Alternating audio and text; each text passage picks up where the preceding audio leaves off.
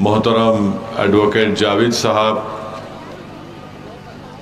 जो इस विधानसभा के मजलिस इत्तेहादुल मुस्लिमीन के उम्मीदवार हैं, मोहतरम जनाब जमील खां साहब जो राजस्थान के मजलिस इत्तेहादुल मुस्लिमीन के अध्यक्ष हैं, प्रेसिडेंट हैं, सदर हैं, मोहतरम जनाब इमरान साहब जो कामा विधानसभा से मजलिस इत्तेहादुल मुस्लिमीन के उम्मीदवार हैं, जनाब रफ़ीक खां साहब जो ज़िला सदर हैं चोरू के,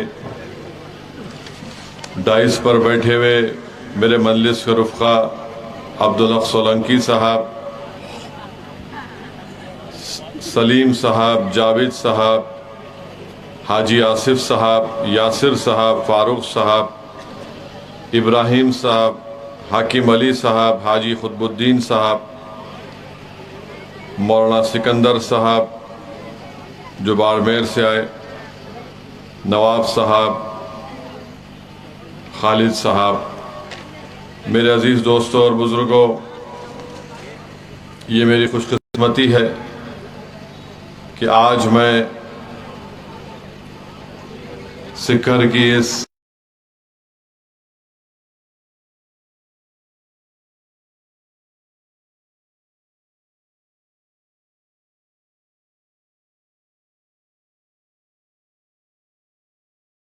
खलंदर खान गौर को, प्रोफेसर मोहम्मद बख्श जहीन को, अब्दुल्ला आज़ाद साहब को, सलीम खान बागवान को, नज़र मोहम्मद पठान को, मिश्री खान ख़ायम खानी को, बहलुल खान पठान को, ये वो लोग हैं जिन्होंने भारत की जंग आज़ादी में हिस्सा लिया था, और ये वो लोग हैं जिन्होंने भारत की आज़ादी के बाद भी भारत सरकार से मुजाहिदीन आज़ादी का पेंशन लेने से भी इन्होंने इनकार कर दिया, और मुल्क की आज़ादी के बाद भी इस मुल्क की खिदमत करते रहे।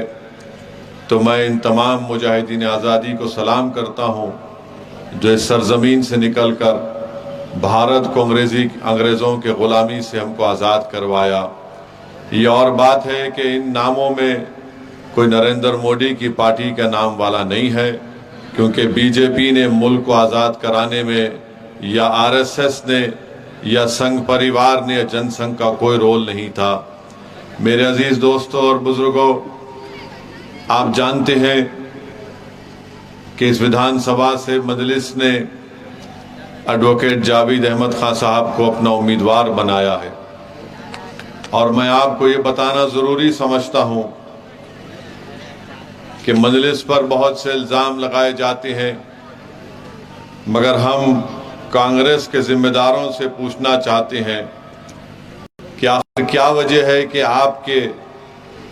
आपको सत्ता मिली राजस्थान में, कई बरस आपको सत्ता मिली, और ये भाई बहन को सत्ता मिलती थी। एक तरफ बीजेपी आई तो महारानी मुख्यमंत्री बन जाती, और जब कांग्रेस की आती तो उनके भाई के बन जाते।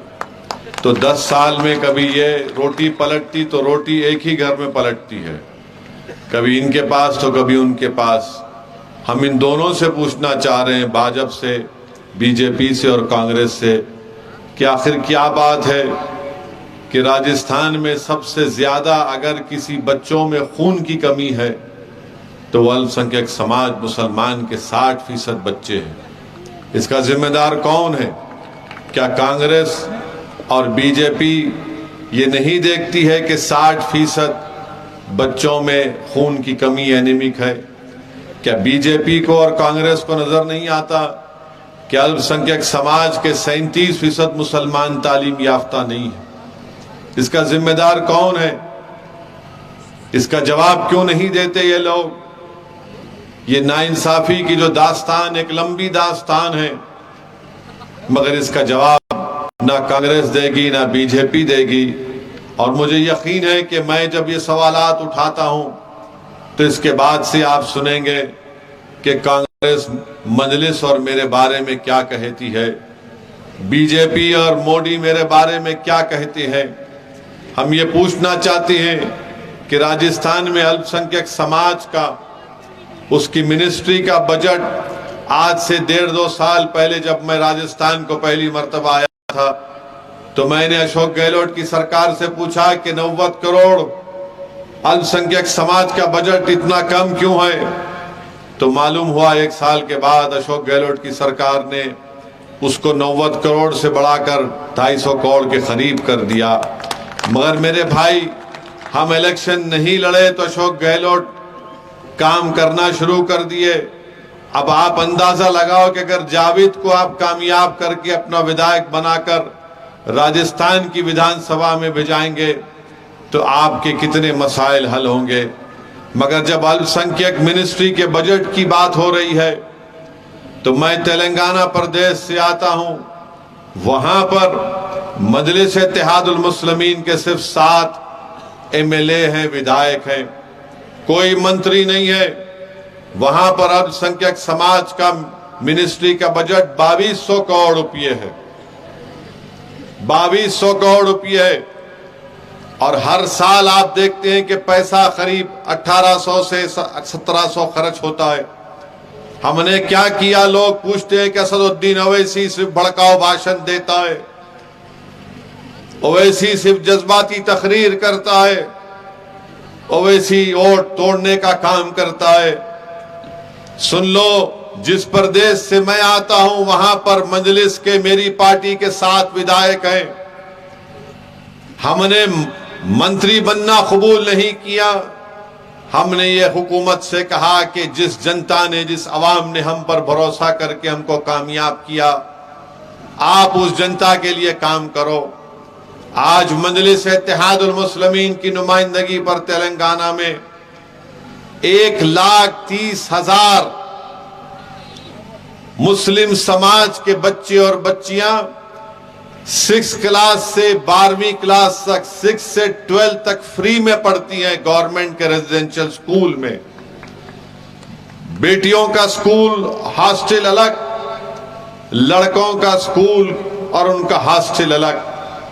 1,30,000 पढ़ रहे हैं अभी, और पिछले 9 साल में 80,000 उसमें पास करके निकल गई हैं। 80,000 यानी 40,000 हमारे बेटे, 40,000 हमारी बेटियां 12th पास करके निकल गई हैं। हमारे एक विधायक के कॉन्स्टिट्यूंसी में एक स्कूल हमने खुलवाया गवर्नमेंट से, आज से 1.5 महीना पहले। वहां के 3 बच्चे मेरे पास आए और आकर मुझसे कहा कि असदुद्दीन ओवैसी, हमने आपने गवर्नमेंट से जो रेजिडेंशियल स्कूल खुलाया, जूनियर कॉलेज जिसको तब्दील किया गया था स्कूल से, हमने यहां से तालीम हासिल की, हमने नीट के एग्जाम में क्वालिफाई हुए और हम गवर्नमेंट के मेडिकल कॉलेज में हमको एडमिशन मिला है एमबीबीएस की डिग्री करने के लिए। वो बच्चे मेरे पास आए, 3 बच्चे आए थे, आकर मुझसे कहा कि हमारी मदद करो, हमको किताबें खरीदना है मेडिसिन की, डॉक्टरी की तालीम के लिए। तो मजलिस ने अपने फंड से उन तीनों बच्चों को 1-1 लाख रुपए चेक लिखकर उनको दिया कि जाओ और अपनी मेडिसिन की तालीम हासिल करो। और हर साल मजलिस के दफ्तर में आकर तुम अपनी किताबों के लिए, तुम्हारी तालीम के जारी रखने के लिए मजलिस तुम्हारी मदद करेगी। और जो लोग मजलिस पर इल्जाम लगाते हैं कि मजलिस फिरका परस्ती करती है, अरे उन 3 बच्चों में एक बच्चा हमारे हिंदू भाई का बेटा भी था। जब वो मेरे पास आया इन बच्चों के साथ तो शर्मा रहा था। मैंने कहा अगर करूंगा तो तीनों को करूंगा। और उस बच्चे ने मुझसे, इन तीनों बच्चों ने कहा कि एक के पिता बंडी पर तरकारी बेचते हैं, एक ऑटो चलाती हैं और एक का कोई मजदूरी करते हैं। ये काम मजलिस करती है। क्या राजस्थान में काम नहीं हो सकता है मेरे भाई? जरूर होगा, उस वक्त होगा जब आप मुत्तहिदा तौर पर अपने वोट का इस्तेमाल करेंगे। ये कांग्रेस और बीजेपी कभी भी नहीं चाहेंगे कि आप ताकतवर ताकत बन जाएं। ये कभी नहीं चाहेंगे कामयाब होकर विधानसभा में चले जाएं। ये कभी भी नहीं चाहेंगे कि आप ताकतवर बने, ये कभी भी नहीं चाहेंगे कि आपके बच्चे स्कूलों में जाकर तालीम हासिल करें, ये कभी भी नहीं चाहेंगे कि आपकी औलाद डॉक्टर बने, कलेक्टर बने। ये सिर्फ यही चाहेंगे कि गुर्बत के इस साइकिल में आप अपनी जिंदगी उसी में गुजारते रहें, कसमपुरसी के आलम में अपनी जिंदगी को आप गुजार दें।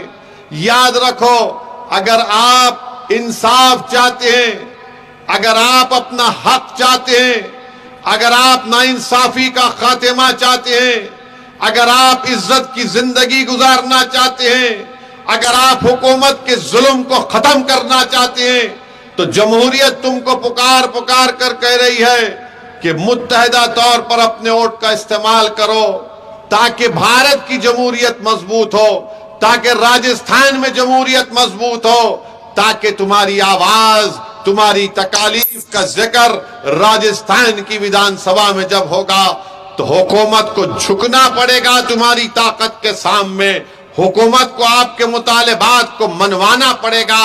ये काम मजलिस ने किया तेलंगाना में। अरे यहां पर आकर मालूम होता है कि यहां पर जो कांग्रेस के मौजूदा विधायक हैं, उन्होंने वक्फ संपत्ति को बर्बाद करके रख दिया, वक्फ की जायदादों को बर्बाद करके रख दिया।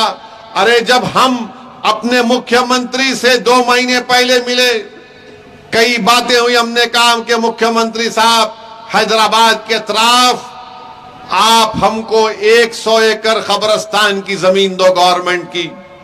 हमने 100 एकड़ जमीन गवर्नमेंट से ऑर्डर निकलवा लिया, 100 एकड़ जमीन कब्रिस्तान को हमको हैदराबाद के तरफ दी गई। वहां पर हमने वक्फ बोर्ड कहा कि इसकी हिफाजत करो। आप बताइए मेरे भाई, ये होती है सियासी ताकत। जिन कांग्रेस के नेताओं को आपने अपना एमएलए बनाया वो ताकतवर बन गए, मगर जिन्होंने उनको वोट डाला वो कमजोर हो गए। मजलिस ये करती है कि जो वोट डालता है उसको ताकतवर बनाती है।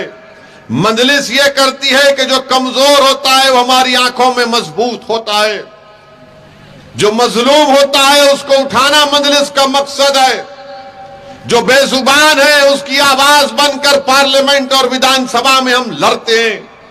ये मजलिस का काम रहा है।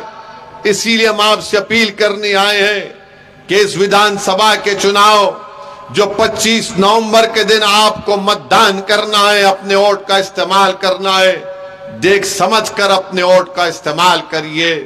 यकीनन बीजेपी को हराइए। कौन कह रहा है कि मत हराओ, मगर बीजेपी को हराने की जिम्मेदारी सिर्फ असदुद्दीन ओवैसी के कंधों पर नहीं डाल सकते तुम। बीजेपी को हराने की जिम्मेदारी जितनी अशोक गहलोत और राहुल गांधी की है, बल्कि मुझसे ज्यादा तुम पर है। क्योंकि अगर आज बीजेपी सत्ता में है तो अशोक गहलोत और राहुल गांधी की वजह से नरेंद्र मोदी 2-2 बार इस देश के प्रधानमंत्री बन गए। मेरी वजह से नहीं बने, ना तुम्हारी वजह से बने। इनकी निकम्मेपन की वजह से, इनकी दोगली पॉलिसियों की वजह से और इनके झूठे वादों की वजह से बीजेपी कामयाब हो जाती। तो मेरे अजीज दोस्तों और बुजुर्गों, आज आप देखते हैं कि यकीनन जब से देश में बीजेपी की सरकार बनी है, एक नफरत का एक मंसूबाबंद तरीके से नफरत फैलाया गया। नफरत को इतना फैलाया गया कि जुनैद और नसीर को घाटमीका से किडनैप करके ले जाकर हरियाणा में जिंदा जला दिया जाता है। और जब इनको जिंदा जला दिया गया तो घाटमीका को अशोक गहलोत और राहुल गांधी नहीं गए। ये बड़ी बड़ी बातें करते हैं कांग्रेस वाले कि नफरत के बाजार में क्या प्यार की दुकान खोलूंगा। अरे जब प्यार की दुकान, मोहब्बत की दुकान खोलना था तो जाना था जुनैद और नसीर के घर के परिवार को। मैं और जावेद और हमारे इमरान साहब गए थे, मुलाकात किए, पुरसाद किए और उनकी तकलीफ को और उनकी गुर्बत को देखकर हमको एहसास हुआ कि कितना जुल्म किया जा रहा है। मेरे अजीज दोस्तों और बुजुर्गों, आपने अभी सुना कि जयपुर ट्रेन में एक रेलवे प्रोटेक्शन फोर्स का कांस्टेबल आतंकवादी की तरह मुजाहरे करता है और नाम पूछकर गोली मार देता है। अरे ये जो असगर शेख राजस्थान का रहने वाला था, क्यों नहीं यहां पर अशोक गहलोत उसके लिए कुछ काम किए? अब्दुल कदीर हैदराबाद का रहने वाला था, हमने हुकूमत से नुमाइंदगी करके काम करवा दिया। क्यों नहीं यहां के विधायक को तौफीक हुई कि वह जाकर असगर शेख के बारे में बात करते? आज जब हम यहां पर आए हैं तो हमारी इस जनसभा के बाद, जलसे के बाद, कल से सब बोलना शुरू कर देंगे कि ओवैसी वोट काटने आया है, ओवैसी तोड़ने आया है। अरे मेरी जिंदगी का मकसद जोड़ना रहा, मैं जोड़ता रहूंगा। मैं तोड़ने नहीं आया, मैं जोड़ने आया हूं। हां, मैं उन लोगों को तोड़ने आया हूं जो गरीब जनता के दिलों को तोड़ चुके हैं, जिन्होंने, मैं उनको तोड़ने आया हूं जिन्होंने नौजवानों के ख्वाबों को चिकनाचूर करके रख दिया। मैं उन लोगों को तोड़ने आया हूं जिन्होंने हमारे बुजुर्गों के ख्वाबों को पूरा नहीं किया। मैं उन लोगों को तोड़ने आया हूं जिन्होंने हमारी मां और बहनों की आंखों में आंसू पैदा कर दिए। अब वक्त आया है तुमको रुलाने के लिए। तुम रोगे, तुम्हारी आंखों में आंसू आएंगे। तुमने जो हमारे ख्वाबों को चकनाचूर कर दिया, तुमने हमारे बच्चों के मुस्तकबिल को बर्बाद कर दिया, तुमने इख्तिदार में बैठकर गरीबों पर जुल्म किया। इस जुल्म का खात्मा होगा जब यहां से जावेद को आप अपना वोट देकर उसको अपना विधायक बनाकर कामयाब करेंगे। मेरे अजीज दोस्तों और बुजुर्गों, मेरी इज्जतदार मां और बहनों, मेरे गयूर नौजवानों, याद रखो, जब तक आप खड़े होकर मुकाबला नहीं करेंगे, इंसाफ नहीं किया जाता। हां, काहली के मजाहरे ये हैं कि नहीं, हम इसको ही वोट देती आए हैं, इसको ही वोट देंगे। अगर तुम हरकत करना चाहते हो, अगर तुम दुनिया को बताना चाहते हो कि तुम्हारे सीनों में धड़कता हुआ दिल है, अगर तुम इन तमाम कांग्रेस और बीजेपी के नेताओं को बताना चाहते हो कि अब हम तुम्हारे झूठे दिल फरेब वादों का शिकार नहीं होंगे, तो आपको खड़े होना पड़ेगा। हां, आसान काम है कि वोट डाल दो इनको और फिर 5 साल जुल्म सहते रहो, नाइंसाफी सहते रहो। मगर याद रखो, जो लोग ये सोच रहे हैं, ये मर्दानगी के मजाहरे नहीं है, ये बुज़दिली के मजाहरे हैं। मैं बता रहा हूं आपको, मेरे अल्फाज शायद बहुत से लोगों को अच्छा ना लगे, मगर सच्चाई को बयान करना यही मुझे आता है। अगर आज आप इतनी बड़ी तादाद में यहां पर आए हैं, अगर आप यहां पर आए हैं, तो आप कोई गाने का प्रोग्राम सुनने नहीं आए हैं, आप एंटरटेनमेंट के लिए यहां पर नहीं आए हैं। अगर आप आए हैं तो आप ये जानते हैं कि जो दीवाना खड़ा होगा वो सच्चाई को बयान करता है, सच्चाई को बयान करेगा। मैं आपको एक पैगाम दे रहा हूं और पैगाम यही है मेरे अजीज दोस्तों और बुजुर्गों, मेरे गयूर नौजवान साथियों, कि आपने बरसों मुख्तलिफ सियासी पार्टियों को वोट दिया है। कांग्रेस वाले तो मुझे गाली देते हैं, गाली देते रहिए, मुझे कोई फर्क नहीं पड़ता। इनका नेता राहुल गांधी ऐसा है कि जो उसको लिख के दे दिए वही तोते की तरह बोलता है। हैदराबाद तेलंगाना को आकर के MIM आसाम में इलेक्शन लड़ती है। मैं जिंदगी में आसाम में इलेक्शन नहीं लड़ा, मगर राहुल गांधी तुमने कह दिया, अब सोच रहा हूं आसाम जाऊं। आसाम में इलेक्शन लड़ते हैं। राहुल गांधी, ये तो बताओ कि तुम मजलिस को गाली देते हो, तो क्या शिवसेना दूध की धुली हुई है? तुमने शिवसेना के साथ सत्ता बनाई महाराष्ट्र में, वो शिवसेना जिसका मुख्यमंत्री उद्धव ठाकरे कांग्रेस के नेताओं के साथ महाराष्ट्र की विधानसभा में तकरीर करके कहता है कि मुझे फख्र है कि हमारी पार्टी ने बाबरी मस्जिद की ईंटों को तोड़ा और उसको लेकर आए। जब तुमको सेकुलरिज्म याद नहीं आया, जब भारत की पार्लियामेंट में 2019 में नरेंद्र मोदी की सरकार ने सबसे गंदा काला कानून यूएपीए जो इंदिरा गांधी के जमाने में कांग्रेस ने बनाया, उसको और गंदा किया। तो यही कांग्रेस ने मोदी का साथ दिया था। कौन उसके खिलाफ वोट दिया? सदुद्दीन ओवैसी ने उसके खिलाफ वोट दिया था, इम्तियाज जलील ने उसके खिलाफ वोट दिया था। अरे तुम जेल को नहीं जाते, जेल को मेरा बेटा और भाई जाता है। तुम जेल को कहां जाओगे? तुम्हारे बाल को धूल लग गई तो तुम आसमान को सर पे उठा लेते हो और मुझे जिंदा जला दिया जाता है। तुमको क्या मालूम जेल क्या होती है? तुमको क्या मालूम 4-4, 5-7 साल जेल में सड़ना? तुमको क्या मालूम? अरे तुम्हारे हाथ से सत्ता चले गई तो तुम रो रहे हो, अरे मेरे बच्चों का मुस्तकबिल बर्बाद हो रहा है जेल में। तुमको उसकी फिक्र नहीं है। सत्ता हमारे हाथ से चले गई, अरे हमारे हाथ से तो सब चीज चला गया। घर किसी का टूटता है तो मेरा टूटता है, तुम्हारा नहीं टूटता। किसी को जेल में डाला जाता नाम पूछकर, या किसी को ट्रेन का कंपार्टमेंट में नाम पूछकर गोली मारी जाती तो मेरे बेटे को मारा जाता। मेरे अजीज दोस्तों और बुजुर्गों, इस नफरत का खात्मा कैसे होगा? इस डर का माहौल कैसे खत्म होगा? और याद रखो, कोई आसमान से उतर कर आने वाला नहीं है, कोई जमीन के नीचे से निकल कर कोई आने वाला नहीं है। आपको हल करना पड़ेगा, ताकतवर बनना पड़ेगा, और उसी वक्त होगा जब आप मुत्तहिद होंगे। मुझे कोई परवाह नहीं कांग्रेस क्या कहती है मेरे बारे में। तुम जितना मुझे गाली दोगे उतना मुझे रात में नींद अच्छी आती, याद रखो कांग्रेस वालों। और तुम्हारे इल्जामात मेरे हौसले को और बढ़ाते हैं, मेरे जज्बे को और बढ़ाते हैं। तुम अगर ये समझ रहे हो कि मुझे कुछ ऐसा बोलेंगे वो बोलेंगे, अरे क्या बोलते बोल लो, क्योंकि मुझे यकीन है कि मेरे मरने के बाद मेरा फैसला मेरा अल्लाह करेगा। वो जानता है सच पर कौन था। मेरे खबर में तुम नहीं आओगे, मेरे अमाल मेरा साथ देंगे, और मुझे यकीन है कि अल्लाह गफूरुर रहीम है। मेरे अजीज दोस्तों और बुजुर्गों, ये बीजेपी के लोग, एक तरफ कांग्रेस हमको कहती है बीजेपी के लोग हैं, दूसरी तरफ बीजेपी के लोग बोलते ये आतंकवादी है, ये देशद्रोही है।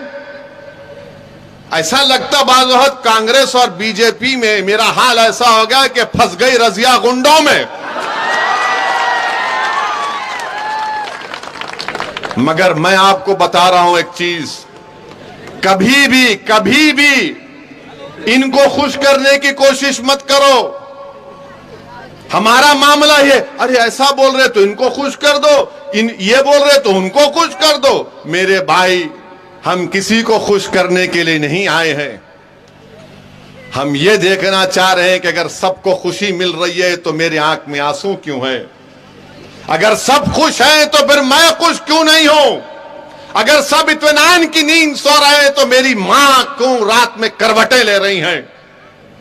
ये बात आपको सोचना पड़ेगा, इस बात का फैसला आपको करना पड़ेगा।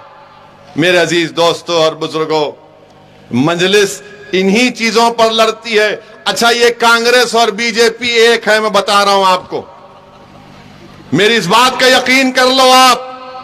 आप बोलेंगे ओवैसी कैसे बोल रहे हो? नई पार्लियामेंट की बिल्डिंग बनी, देखा आपने?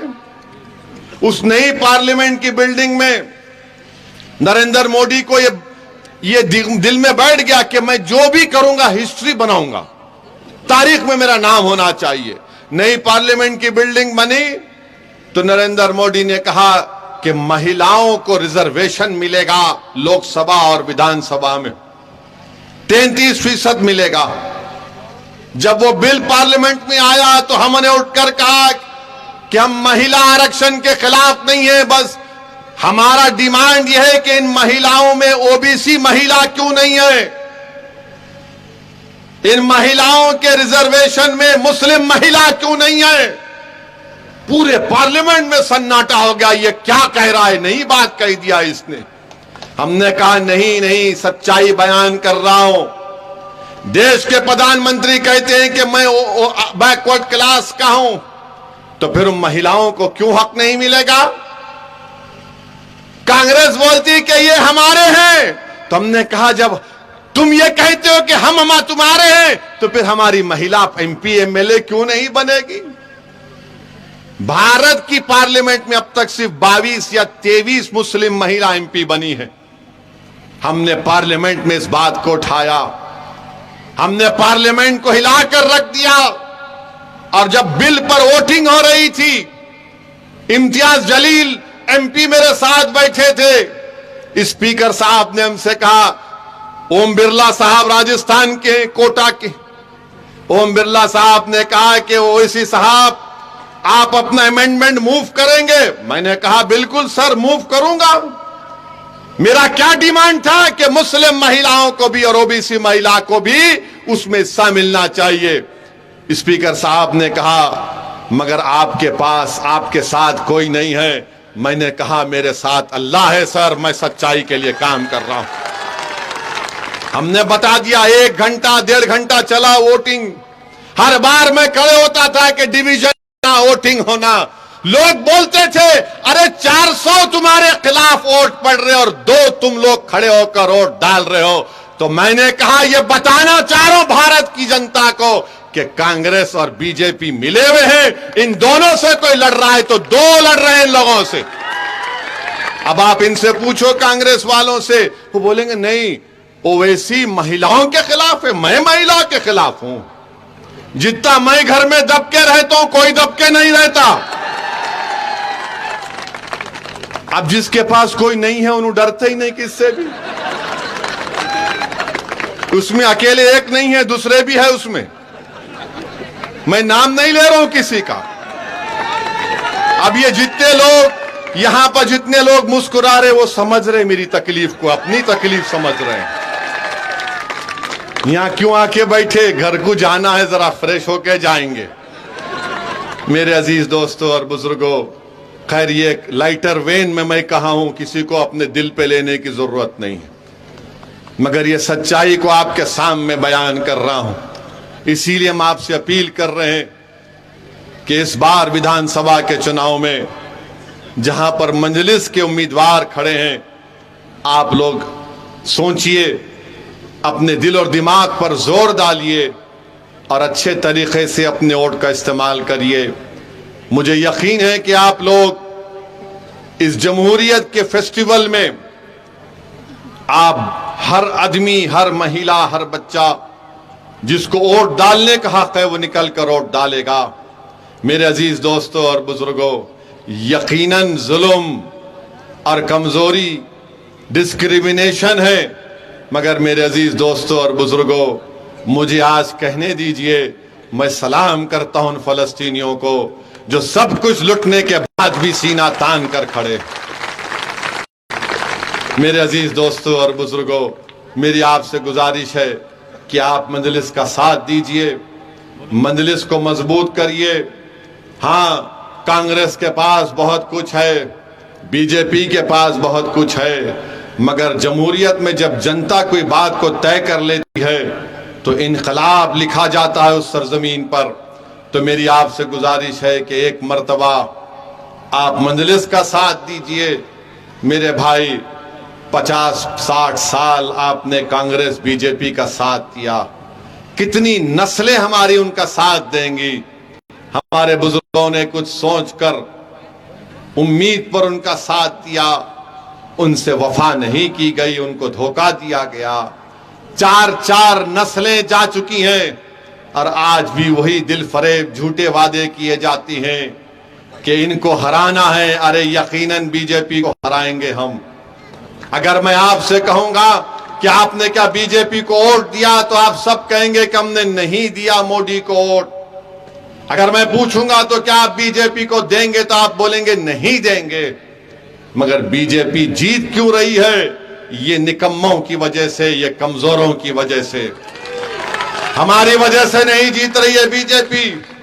हर कांग्रेस का नेता बोलता ओवैसी तुम्हारी वजह से। मैंने कहा मेरी वजह से? आओ बहस कर लेंगे, मुकाम और वक्त तय करो, 5 मिनट के अंदर तुम भाग जाओगे सामने से मेरे।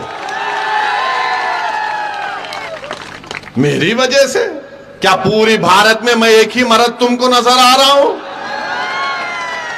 तुम क्यों नहीं रोक रहे बीजेपी को? तेलंगाना में हमने बीजेपी को टाई टाई कर दिया, बाय बाय कर दिया। 1,20,000 बच्चे बच्चियां पढ़ रही हैं। बीजेपी में इतनी हिम्मत नहीं है कहने के लिए कि बंद कर देंगे। तेलंगाना में बीजेपी को हमने रोक दिया। तुमने क्या किया बताओ? मेरे अजीज दोस्तों और बुजुर्गों, मेरी आपसे गुजारिश यही है कि 25 नवंबर के दिन आप अपने के कोड का इस्तेमाल करिए। मैं जावेद को जानता हूं, ये बेबाक है, जिद्दी है, इसके दिल में एक तड़प है गरीबों के लिए, इंसान के लिए। यकीनन इसका नाम जावेद है, मगर इसके दिल में एक धड़कता हुआ दिल है। वो किसी से भी भेदभाव नहीं करेगा। अगर आप रात के अंधेरे में, दिन के उजाले में, कड़कड़ाती सर्दी में इसको आवाज देंगे तो मुझे यकीन है कि जावेद दौड़ता हुआ उन गरीबों और मजलूमों की तकलीफ को अपना समझकर आपके दरमियान में खड़ा हो जाएगा।